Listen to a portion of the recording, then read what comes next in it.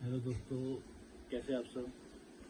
तो आज मैं डिस्कस करने वाला हूँ the limitation of the legal notice of 130 case. कैसे आप उसको पता कर सकते हैं किसका किसका लिमिटेशन है और कितने टाइम में आपको केस फाइल करना है। जैसे चेक हम एक सपोज करते हैं कि चेक की डेट है 5 अप्रैल 2026। तो हमें लीगल नोटिस कब भेजना है। पहले हम देखेंगे कि जो हमारा चेक बाउंस हुआ है और उस चेक बाउंस के साथ एक रिटर्न मेमो मिलता है, एक स्लिप मिलती है जिसमें रीज़न लिखा होता है कि किस रीज़न से आपका केस आपका चेक बाउंस हुआ है, और रिटर्न मेमो की डेट देखनी होती है कि उसकी डेट क्या है। जैसे आपका चेक की डेट है 5 अप्रैल 2026 और उसके बाद आपको बैंक से बाउंस होकर रिटर्न मेमो मिलता है 6/4/26 का। तो आपके पास कितना टाइम है लीगल नोटिस भेजने का।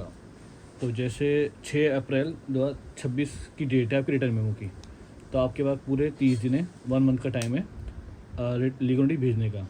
With in 1 month, with in 30 days आपको लीगल नोटिस भेजना होगा, अदरवाइज आपका केस नहीं बनेगा 1 डेट का।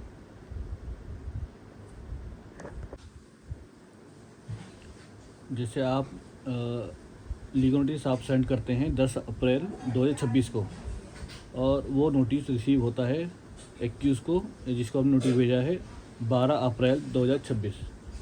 अब क्वेश्चन आता है कि आपका अब लिमिटेशन कैसे आप पता करोगे, कैसे कितने टाइम में आपको केस फाइल करना है।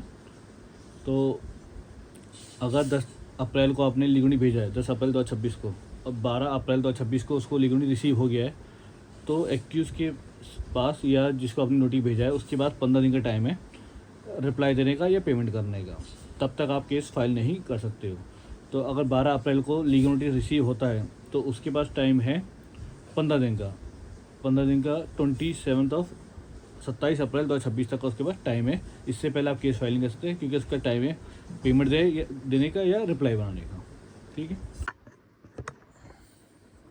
डाउट ये क्रिएट होता है कि जैसे जो आपने नोटिस दिया है उसके रिसीव होने के बाद उसके पास 15 दिन का टाइम कंप्लीट हो चुका है नोटिस दिए हुए को या रिसीव हुआ है, उसके बाद आपको कंप्लेंट कितने दिन में फाइल करना है। जैसे लॉ में लिखा है कि आपको कंप्लेंट 1 महीने में फाइल करना है। तो कुछ लोग सोचते हैं कि जो 1 महीना है वो 1 महीना है, जैसे फरवरी का महीना है तो 28 दिन का टाइम है, जनवरी का टाइम है तो 31 दिन का टाइम है। तो ऐसा नहीं है। तो जो 1 महीने का टाइम है लॉ के हिसाब से, जो 1 मंथ है उस वो 30 डेज़ होते हैं। तो आपको कंप्लेंट 30 डेज में फाइल करना है, ना कि 1 मंथ में। 30 डेज़ काउंट होंगे। जैसे आप लीगल नोटिस रिसीव हुआ है 12 अप्रैल 2026 को और उसके 15 दिन टाइम कंप्लीट हो रहे हैं 27 अप्रैल 2026। तो 28 अप्रैल से हमारा टाइम शुरू हो जाएगा 30 डेज़ के। तो 28 मई 2026 तक हमें केस फाइल करना है।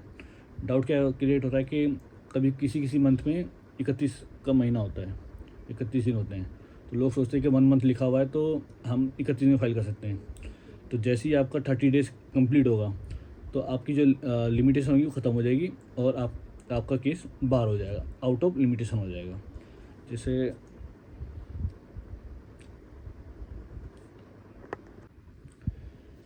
तो कभी कभी होता है कि लोग सोचते हैं कि कभी डाउट होता है कि कितने टाइम में फाइल करना है। तो 30 डेज़ काउंट होता है 1 मंथ का। ये section 3 sub clause 35 of general clause act 1897 में ये डिफाइन किया गया है कि month has been defined to mean a month.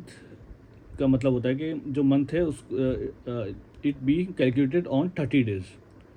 तो 1 मंथ का मतलब है 30 डेज़। तो विद इन 30 डेज आपको फाइल करना है। तो 30 डेज़ होता है।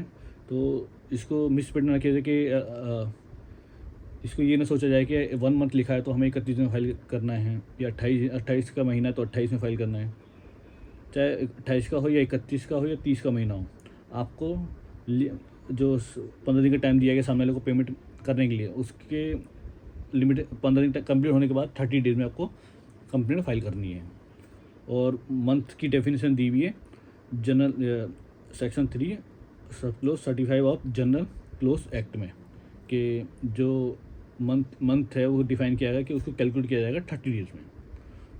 तो बस यही आपको इन्फॉर्मेशन देनी थी। Thank you. आपको हमारा ब्लॉग कैसे लगा, और कोई लीगल एडवाइस या कोई लीगल नॉलेज के लिए मुझे फॉलो करें और कमेंट करके बताएं कि आप अगली वीडियो कौन से लॉ पे चाहते हो, कौन से डाउट है आपका उसको क्लियर